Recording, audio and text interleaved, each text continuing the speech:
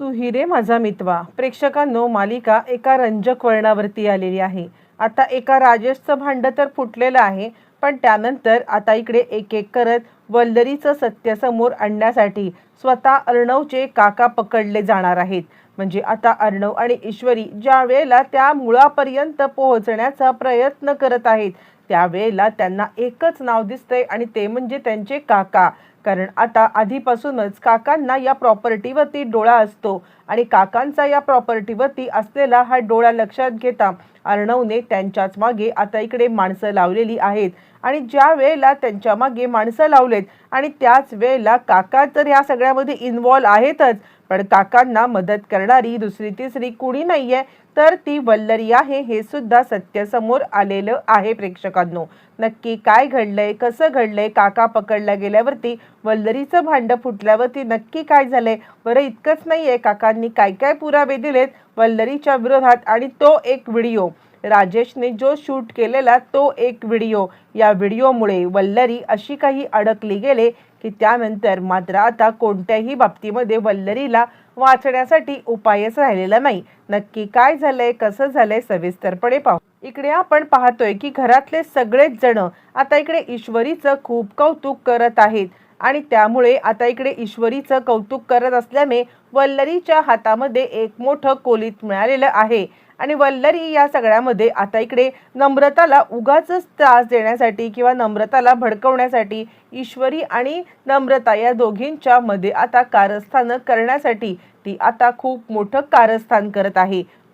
पण आता तिला ही गोष्ट माहिती नाहीये की आता तिच्या एका गोष्टीमुळे इकडे वेगळाच प्रकार घडणार असतो। कारण नम्रता मात्र आपल्या बहिणीला चांगलंच ओळखत असते, ती कधीच असं काही चुकीचं करणार नाही असं आता ती इकडे वल्लरीला सांगत असते। वल्लरी विचार करते, बोलू दे हिला, जे काही बोलायचं ते बोलू दे, पण मी एक एक करत यांची सगळी कारस्थानं नाही ना फोडली तर नाव नाही सांगणार वल्लरी, असं म्हणत तिच्या डोक्यामध्ये काहीतरी वेगळाच विचार चालू आहे।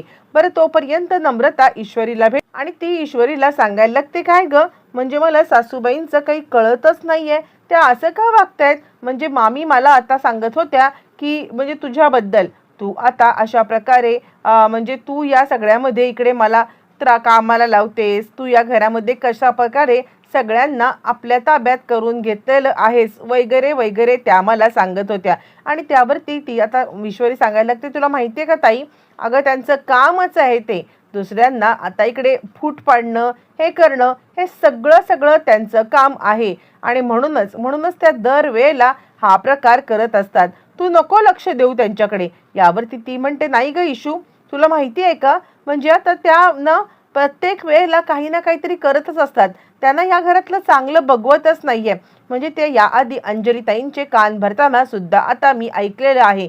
आणि त्यावरती ईश्वरी म्हणते, तू नको चिंता करूस, हे बघ मी आहे ना ताई, तू चिंता करू नकोस आणि तू ह्या भानगडीत लक्ष सुद्धा घालू नकोस।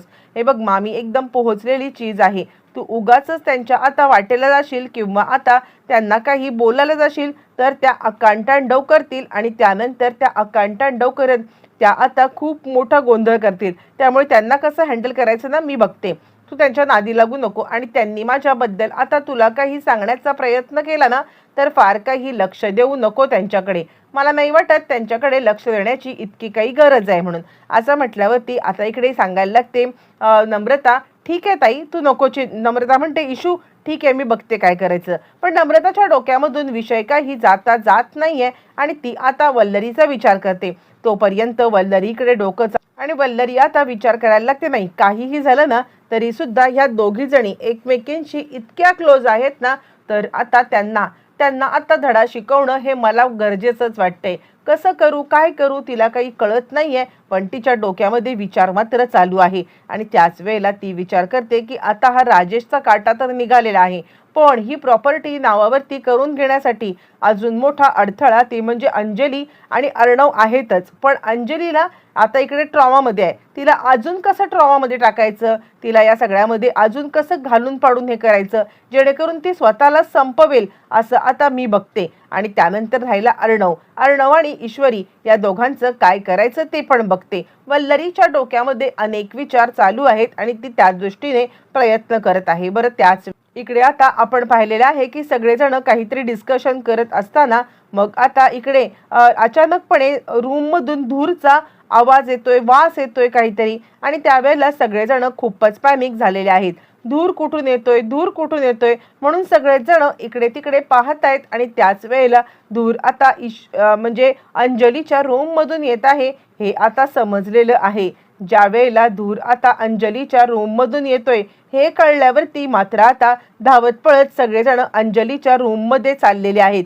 ईश्वरी आणि सगळेच जण ज्यावेळेला येतात त्यावेळेला आपण पाहतो की आता अंजलीने रूममध्ये सगळीकडे राजेशच्या वस्तू आता जाळून टाकलेल्या असतात. आणि राजेशच्या वस्तू जाळून आता इकडे ती या सगळ्यातून मोकळं होण्याचा प्रयत्न करत असते. आणि ते बघितल्यावरती ईश्वरी म्हणते, ताई बरं झालं तुम्ही ह्या गोष्टी जाळलात, पण हे सगळं करत असताना तुम्हाला, कन्नूला जर का काही झालं असतं तर ते काही नाहीये. तुम्ही स्वतःची काळजी घेतली पाहिजे. तुम्ही या सगळ्यामध्ये स्वतःला असा त्रास करून चालणार नाहीये. तुम्हाला काहीही झालं ना तरी सुद्धा आमच्यासाठी व्यवस्थितपणे राहायचं आहे. इतकंच नाहीये तर आता तुम्हाला या सगळ्यामध्ये आमच्यासाठी आता म्हणजे जगायचं आहे, नव्याने सुरुवात करायची आहे असं म्हटल्यावरती मग आता लगेचच इकडे सांगायला लागते ती की नाही ग, मी खरंच खूप चुकले. आजी म्हणते, वेड लागले का?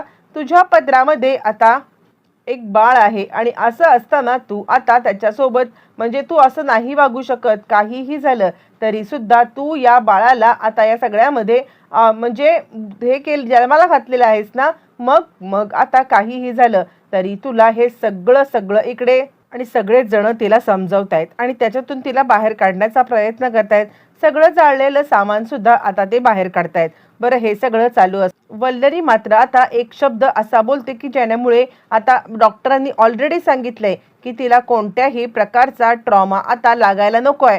पण तसं असताना वल्लरी आता म्हणायला लागते, नाही तिचं पण बरोबर आहे ना. तुम्ही विचार करा की त्या माणसावरती इतकं तिने प्रेम केलं आणि त्याचंच बाळ म्हणजे त्या कपटी माणसाचं बाळ इकडे तिच्या पोटात आहे. आणि असं असताना यावरती मग आता अंजली चिडते आणि मामी ते बाळ माझं आहे, ते बाळ माझं आहे, माझ्या बाळाबद्दल काहीच बोलू नका. आणि त्यावरती अर्णव म्हणतो, मामी शांत बसा. आणि त्यानंतर मग आता तो सांगतो, ताई तुझ्या बाळाबद्दल कोणी काही बोलणार नाही. कन्नू आपली आहे, कन्नू आपली जबाबदारी आहे. मी कन्नूचा मामा आहे. बाबाच्याच या म्हणजे बाबाच्याच ह्यानी वतीने मी आता तिचा सांभाळ करेन.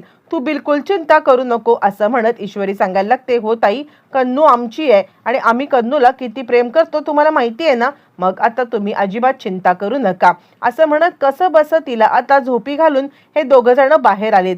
पण ईश्वरीच्या मनामध्ये मामींचं वागणं आता खटकत. रूममध्ये आल्यावरती ईश्वरी सांगते, अर्णव सर मला ना मामींचं वागणं काही कळत नाहीये. म्हणजे दिवसेंदिवस मामी आता जास्तच करायला लागलेल्या आहेत. तुम्हाला नाही का वाटत की आत्ता अंजलीताईंच्या समोर आता हे सगळं बोलणं काही गरजेचं होतं का? नाही, त्या आता खूपच काहीतरी वेगळं सगळं करत आहेत. आणि त्यावरती तो म्हणतो ते जाऊ दे. त्यावरती ईश्वरी म्हणते, आपल्याला या सगळ्यामध्ये जो कोणी आता माझे आई आणि तुमच्या बाबा यांना आता हे करणारा व्यक्ती आहे त्याला शोधायचं आहे. आणि त्यावरती अर्णव म्हणतो, हे बघ मी वही काढले, शॉर्टलिस्ट केले की कोण हे करू शकतो. आणि त्यावरती ईश्वरी म्हणते, मी तुम्हाला काहीतरी सांगायला आले. म्हणजे मामींचं वागणं जरा विचित्रच आहे. तुम्ही आता विचार करा, त्या आता इकडे नम्रता म्हणजे ताईला सुद्धा आता खूप भडकवत आहेत. नमुताईला त्या आता माझ्या विरुद्ध भडकवत होत्या. कसली इतकी इन्सिक्युरिटी त्यांच्या आता डोक्यामध्ये आहे मला खरंच काही कळत नाहीये. इतक्या इन्सिक्युअर का बरं त्या असतील? म्हणजे आता या सगळ्यामध्ये त्यांनी आता जे काही करतायत ना त्यामध्ये त्या एकदम यशस्वीच होत आहेत. आणि त्यानंतर मग आता ती सांगायला लागते की तुम्ही काय बोलत होतात. यावरती अर्णव म्हणतो, हे बघ मी शॉर्टलिस्ट केलेलं आहे. तू मला सांग की माझ्या आई वडिलांना म्हणजे वेगळं करून किंवा माझ्या वडिलांवरती असे घाणेरडे आरोप करून कुणाला फायदा होणार आहे? तर तो फायदा होणारे व्यक्ती मोजकेच आहेत. आणि त्या मोजक्याच व्यक्तींची मी आता इकडे नावं लिहून काढलेली आहेत. हे बघ, त्या मोजक्या व्यक्तींची नावं आता अशी आहेत. ते म्हणजे सगळ्यात महत्त्वाचा ते म्हणजे आहेत माझे काका या सगळ्यामध्ये मात्र आता नक्कीच हे सगळं करू शकतात याची मला खात्री आहे. कारण काकांनी आत्तापर्यंत माझ्या आता आई आणि घरचे यांना आधी पण त्रास दिलेला आहे. प्रॉपर्टीसाठी त्यांनी खूप मोठा हव्यास केलेला आहे आणि असं असताना हा प्रॉपर्टीचा हव्यास मात्र आता त्यांना या सगळ्यामध्ये हे करायला भाग पडेल। यावरती ईश्वरी सांगते बरोबर आहे, आपण शॉर्ट लिस्टच करणं गरजेचं आहे आणि त्यासाठी मला असं वाटतं की आपण या सगळ्यामध्ये ह्या गोष्टी आता पूर्णपणे सगळं शॉर्टलिस्ट करूया आणि शॉर्टलिस्ट करून आता याच्यामध्ये आपण कोण कोण आहे काका, अजून कोण, मला ना मामींवरती डाऊट आहे। यावरती अर्णव म्हणतो मामींवरती, त्यावरती म्हणते का माहिती पण मला मामींवरती डाऊट आहे, असं म्हणत दोघं जण आता एक एक शॉर्टलिस्ट करायला लागतात आणि त्यानंतर मग आता इकडे हे दोघं आता इकडे वल्लरी पुढचा गेम खेळायला निघालेली असते आणि त्याच वेळेला ती पकडली जाणार असते। तिला याची अजिबात कल्पना नाहीये की याच्यामध्ये आता आपण पकडले जाणार आहोत। बरं, हे सगळं होत असताना वल्लरी मात्र आता फोनवरती सांगत आहे, हे बघा काहीही झालं ना तरी सुद्धा आता इकडे त्या राजेशच्या बद्दलची सगळी माहिती पेपरमध्ये छापून आणायची आणि आता या राजेश शिर्क्यांची मुलगी ही अपंग असल्या कारणाने त्यांनी आता तिला राजेशच्या गळ्यामध्ये बांधली, हे आता पेपर आउट करायचं आहे। पेपर आउट केल्यावरती मग आता सगळीकडे सोशल मीडिया, वर्तमानपत्र म्हणू नका, TV न्यूज म्हणू नका, सगळीकडे ही बातमी आली पाहिजे। तिचा हेतू हा आहे की ज्या वेळेला ही सगळी बातमी आता अंजलीपर्यंत पोहोचेल ना, अंजली या सगळ्यामध्ये ट्रॉमामध्ये जाईल आणि अंजलीचा ट्रॉमा आता नेक्स्ट लेवलला जाईल आणि त्याचमुळे तिने हा सगळा प्लॅन केलेला आहे अंजलीला ट्रॉमामध्ये टाकण्यासाठी आणि सगळ्या सोशल मीडियावरती राजेशचे फोटो, राजेशची बातमी, हा सगळा प्रकार तिने आता घडवून आणलेला आहे। बरं, हे सगळं झाल्यावरती मग तोपर्यंत इकडे अर्णव आणि ईश्वर हे दोघं जण शिर्केंना बोलवतात। शिर्केंना बोलवल्यावरती मात्र आता त्या दोघांनी इकडे आता सगळ्या त्या काकांचा कच्चा चिठ्ठा खोललेला आहे। काकांचा कच्चा चिठ्ठा खोलल्यावरती आता इकडे ते काका कुणाच्या कॉन्टॅक्टमध्ये आहेत, काय कॉन्टॅक्टमध्ये आहेत, हे सुद्धा साधारणपणे शिर्केंना समजलेलं आहे आणि शिर्के सांगतात, सर मला असं वाटतंय तुमचा शोध संपलेला आहे आणि त्यावरती मग आता इकडे सांगायला लागतात ते म्हणजे अर्णव आणि ईश्वरी। कसं? यावरती शिर्के सांगतात त्या काकांचे कॉल रेकॉर्ड चेक केले असता त्यांना फोन करणारी व्यक्ती आता दुसरी तिसरी कोणी नाहीये तर आपल्या घरातल्या वल्लरी मामी आहेत। हे ऐकून दोघांना धक्का बसला। ईश्वरी सांगायला लागते ते काही नाहीये, आता मामी असं आपण काहीही केलं तरी सुद्धा तयार होणार नाहीयेत हे सगळं बोलायला आणि त्यासाठी आपण आता त्यांनाच पकडायचं आणि स्वतः पकडले गेल्यावरती त्यांच्या तोंडून बरोबर रीतीने सत्य आता कसं बाहेर येईल ना ते आपल्याला समजेल। आणि असं म्हटल्यावरती अर्णव आणि ईश्वरी हे दोघं जण मात्र आता पुढचा प्लॅन करतात आणि पुढचा प्लॅन त्या दोघांनी मात्र आता इकडे बरोबर रीतीने त्या काकांना पकडायचे ठरवले आणि पोलिसांना ट्रॅप त्या काकांना पकडलेलं आहे। पण काय दुर्दैव, वल्लरीने त्याच वेळेला त्यांना कॉल केलाय आणि काय चाललंय काय, इकडे आता तो त्यांचा जावई पकडला गेलाय पण मुळात मुलगी आणि आता हा मुलगा म्हणजे अर्णव आणि अंजली या दोघांना संपवून आता प्रॉपर्टी करून घ्यायची आहे ना, असं म्हटल्यावरती ते सांगतात तू ये मला भेटायला।